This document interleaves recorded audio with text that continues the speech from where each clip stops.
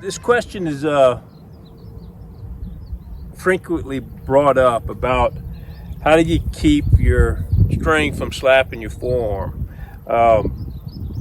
One of the posts that I'd read recently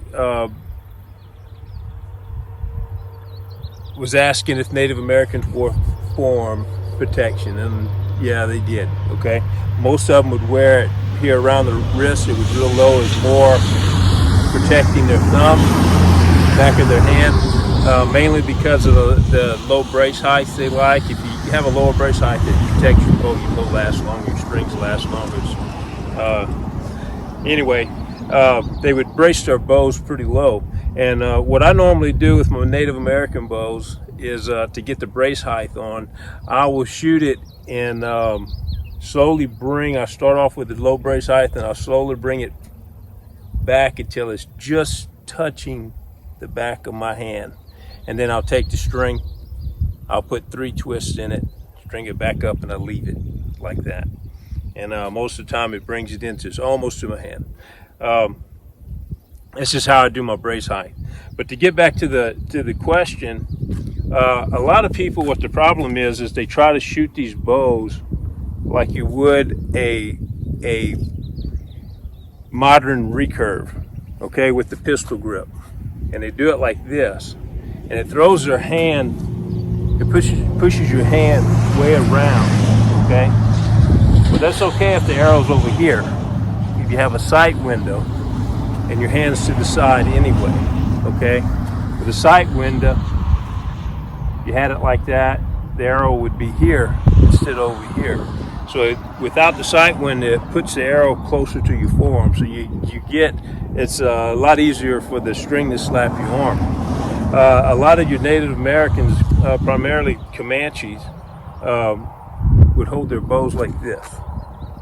Okay, they would put their thumb up. Also, what I found is if you rotate this bow in your hand and mainly grip it with your bottom fingers here and have these where they're loose, instead of just the opposite of doing a pistol grip, you grip it here. Okay, now I do that to get Katra or bow torque whenever I'm shooting on the right hand side of the bow. When you release, it throws the bow like that. Okay, gets it out of the way of the bow. But I found out something amazing. I made an amazing discovery on my own. It was purely by accident. I was experimenting with this grip, with shooting like this, and at first I was putting my thumb right in the center of the bow. And you shoot Mediterranean.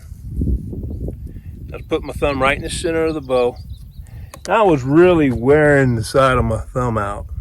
And so I just moved my thumb over to the side a little bit. See how that is? Instead of putting it here, I put it here. And something amazing happened. I rolled my hand over a little bit. I got it just on a natural angle of my thumb. Fit at a natural angle right here. Loaded my bow. And I shot pushing with my thumb. And the string never come close to my hand. I can put a long sleeve shirt on and it won't hit my hand. And this is the way a lot of the Comanches shot their bows, just like this. Here. I noticed something else.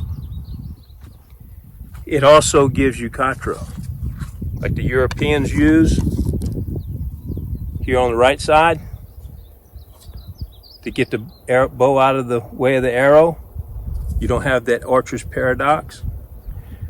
If you practice with this, roll your hand over where the meaty part of your hand is, grip with these bottom fingers, leave these loose, because you're operating the arrows, you're operating the bow. Everything's sitting in a natural position. When you draw, push with your thumb against the bow.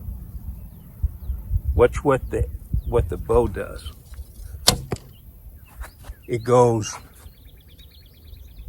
it does this. And it has a slight turn to it.